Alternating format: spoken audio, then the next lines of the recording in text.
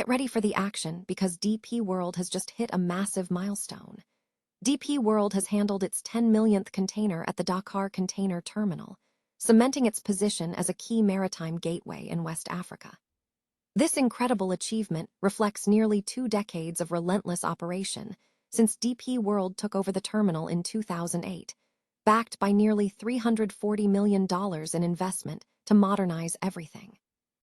We dive into how container throughput has skyrocketed and how this port is now ranked as the most efficient in sub-Saharan Africa. Never get caught with a dead phone again. This INIU portable charger is compact, travel-friendly, and gives you fast 45-watt charging with a built-in USB-C cable, so there's no need to carry extra cords. With 10,000 mAh power, it's perfect for busy days, trips, emergencies, or anytime your battery drops too low. Grab yours on Amazon through the link in the comments before your phone hits 1%. Next up, we are diving deep into the future of logistics engineering as the algorithm takes center stage. The new EU Product Liability Directive is shaking up plant design, shifting the focus from physical objects to software. This means that for plant manufacturers and system integrators, the lines of legal responsibility are drastically changing, with the new rules taking effect in Germany by December 2026. Learn how this directive treats software as a product and what it means for AI systems in distribution centers. The world of cold chain is heating up, and ColdStar Logistics is leading the charge. This temperature-controlled company has exploded its workforce 7 times in just 3 years, growing from 427 employees to over 3,100 people. Founder Shagun Kapur Goja has steered this massive expansion across India, driven by the booming quick commerce and e-commerce demand. We explore how ColdStar is building a large network across major cities and focusing heavily on building an inclusive, future-ready workforce. And finally, we're looking at massive energy infrastructure moving across continents. Ramps Logistics executed the complex, end-to-end transport of out-of-gauge gas processing equipment from the U.S. Gulf Coast all the way to the Cascajura onshore site in Trinidad. This turnkey operation involved meticulous planning and coordination, with the discharge operations attended by the Minister of Energy and Energy Industries. Don't miss this look at the scale of execution required for major energy development and what it means for Trinidad and Tobago. Stay with us for more. DP World has reached a significant milestone, handling its 10 millionth container at the Dakar Container Terminal, solidifying the port's position as a crucial maritime gateway in West Africa. This achievement underscores nearly 2 decades of operations since DP World assumed control of the terminal in 2008. To achieve this growth, DP World has made substantial investments, injecting approximately USD 340 million into the terminal since 2008 to enhance capacity and modernize operations. The operational improvements have been dramatic.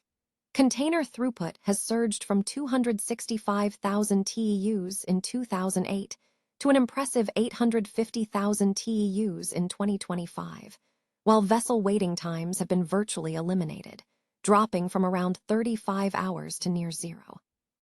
This efficiency has propelled the Port of Dakar to the top of the list for efficiency in sub-Saharan Africa, as ranked by the World Bank's Container Port Performance Index.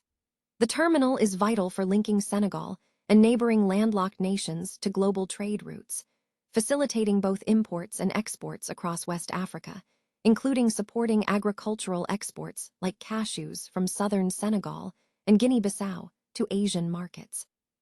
The terminal employs approximately 730 staff, with the majority being Senegalese, contributing significantly to both local activities and the broader DP World ecosystem.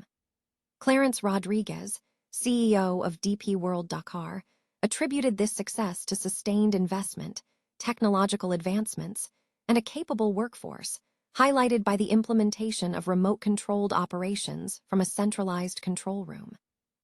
Looking ahead, DP World is actively developing the port of Ndane, situated about 50 kilometers from Dakar, in collaboration with British international investment. This new port is projected to boost future capacity and enhance inland logistics connectivity, effectively addressing existing constraints at the Dakar terminal. The landscape of logistics plant engineering is undergoing a radical transformation, shifting from traditional mechanics and PLCs to advanced technologies like neural networks, computer vision, and autonomous decision-making algorithms. This technological leap, however, is bringing significant legal exposure, prompting the European Union to respond with a new regulatory framework. The new EU Product Liability Directive, Directive EU 2024-2853, which must be transposed into German law by December 9, 2026, fundamentally alters the boundaries of liability for manufacturers, system integrators, and importers of AI hardware. Historically, product liability law was restricted to physical objects, treating software as a service or accessory, thereby denying recourse to victims. The new directive breaks this tradition by explicitly defining software as a product, irrespective of whether it is cloud-based or accessed via software as a service. For plant engineering, this means a software error, such as a collapsed shelving system caused by faulty loading logic, can now trigger strict liability. Claimants no longer need to prove fault on the part of the manufacturer. Proving the product was defective and that the defect caused the damage is sufficient. This shift is profound, particularly concerning artificial intelligence. If an autonomous system causes damage due to a flawed decision, such as an object recognition failure leading to a collision, the manufacturer can be held liable even if the system was programmed to the best of their knowledge. Liability rests solely on the product's defectiveness, not on the personal misconduct of the developers. Furthermore, the directive addresses the inadequacy of traditional safety standards for adaptive AI systems. Unlike static mechanical products, AI systems that continuously evolve through machine learning challenge the old standard of conformity. The directive introduces a reversal of the burden of proof. In the realm of AI, where pinpointing the exact technical defect is often impossible, the focus shifts to the product's inherent defect. Despite these stricter requirements, manufacturers retain crucial defenses. The directive includes specific exculpation provisions vital for the logistics sector. Ultimately, the new EU Product Liability Directive is positioned not as an impediment to innovation, but as a guide towards safer automation. For logistics operators, this presents an opportunity to enhance system safety through clear contractual guidelines. Building legal resilience through transparency and precise role divisions with manufacturers is becoming a critical quality feature.